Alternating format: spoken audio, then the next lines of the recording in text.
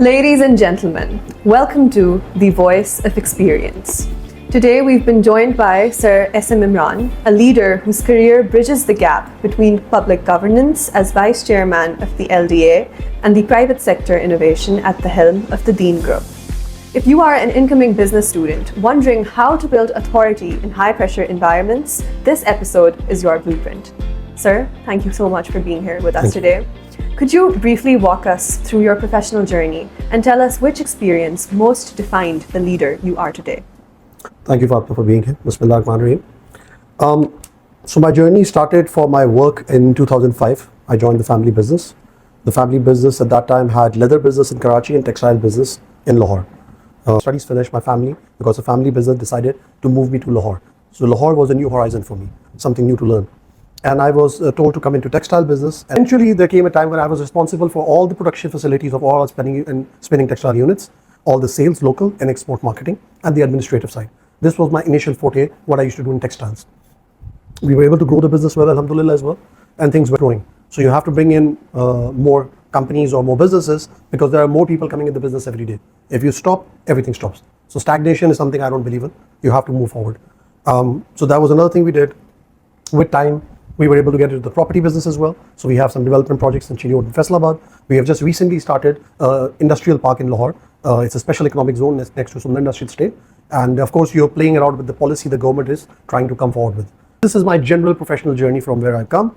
And that's where it came out from. Well, it's really interesting to see the way this multifaceted business has been grown with you and how you've contributed to it over the years, starting from the ground up. During your time as Vice Chairman of the Lahore Development Authority, you operated in an environment that is often criticized for corruption.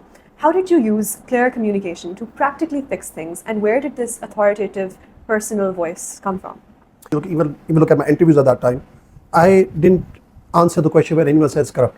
I agreed there are problems. I always agree there are malpractices, everything. Why? Because now they were my team. No matter what they were given to me and I had to take care of them. My communication was very clear since day one.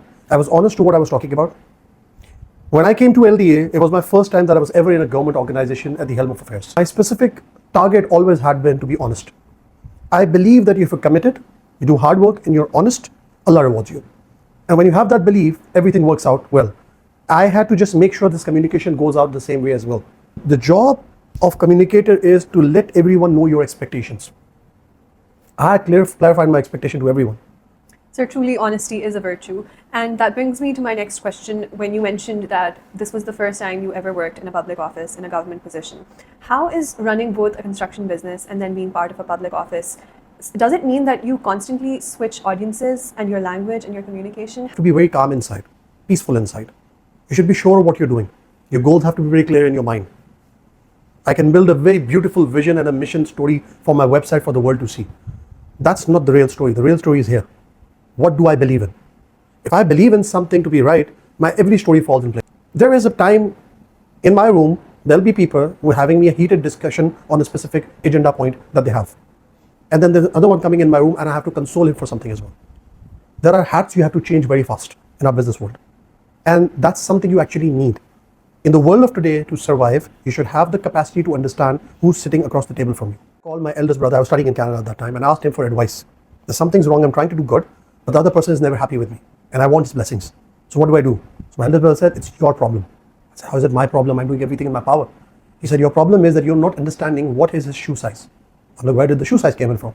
He says, it's not about the shoe size. It's like if you go to buy a shoe, if you buy a larger size of shoes, you're going to fall. If you buy a smaller size of shoe and you put your feet in, your feet's going to hurt. You need to have the perfect size of shoe. That's how you move around. If you're able to understand what's the perfect size of shoe the other person can wear, you can get into his shoe and understand what will make him happy. That was a lesson I learned, was probably 19 years old at that time. And I've never forgotten that. So whenever I'm sitting somewhere in the room, it's regardless with my employees, with my partners, with my customers, even with my family, I make sure to understand what do they understand, what do they want. And that is the core of everything. We often start saying things we don't know. I think the analogy about the shoe size was really beautiful, and that brings me to asking you that WePlay, one of your business ventures, it's built for a much more younger and energetic audience than anything else in your portfolio. When you're shaping how that brand speaks, its tone, its language, even its personality, do you trust your own instincts, or do you deliberately step back and let someone younger take charge? That's one very good, Sajib, that's a very good question actually. The reason why I am not handling that business is because of this thing. The CEO of that business is my nephew. He's young, probably a couple of years older than you guys. He understands the mindset of the next generation. He understands what's the fun activities people are looking for, because that business is linked with entertainment. So the key thing that you just asked is, no matter what business we do, the people who have to run the show need to understand the business better. It is not about who owns it. That's not important really. If I own something, doesn't mean I'm the best man for the job. There can be someone else better than me. If I own it, what should I be looking forward? Profits. I should be getting my dividends.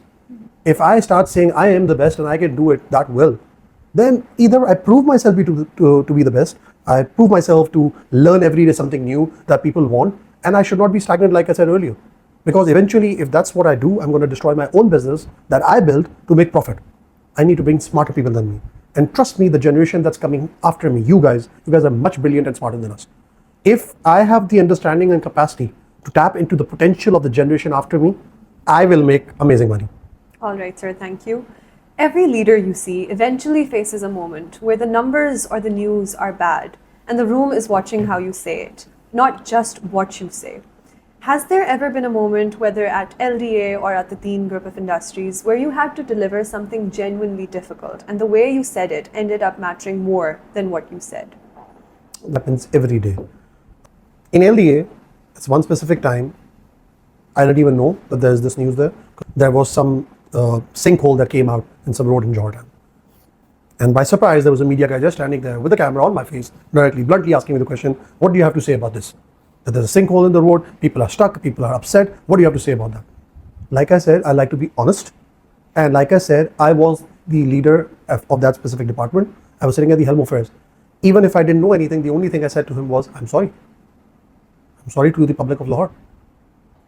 Now the guy standing in front of me wanted to ask me very aggressive questions. But as soon as I said sorry, for a minute he went silent. He didn't know what to say. Because he was not expecting that of me. He was expecting some kind of thing else. I'll fire someone, I'll suspend someone, I'll do something. What do I do with anyone else? I'm responsible. Whatever I do with them is my responsibility as well. I should be doing it myself as well. Something happened and I'm responsible for it. So once we actually closed the camera, he came to my room, he hugged me. And he said, it never happened with me in my life so far. I've been in the journalist career for the last 15 years or so. And when I go to any politician or any technocrat or any bureaucrat and tell them there's a problem, there's a defense mode that starts. I caught you by surprise, expecting that to happen, and the only thing you said to me was directly that I'm sorry to the people of Lahore. Surprise experience for me as well. That if you're honest, even the people who are your worst critics, typically the media guys, will love you. Sir, has this ever happened inside the boardroom, that there was a specific negotiation and you felt that perhaps there was some wrong communication that went around, and how did you end up turning it around? And that's an everyday thing. Boardroom discussions are brutal. They were very aggressive. But in a boardroom discussion, like I said, you don't go in the discussion with a clear mind that this is what you want. LDA made certain rules they had to make.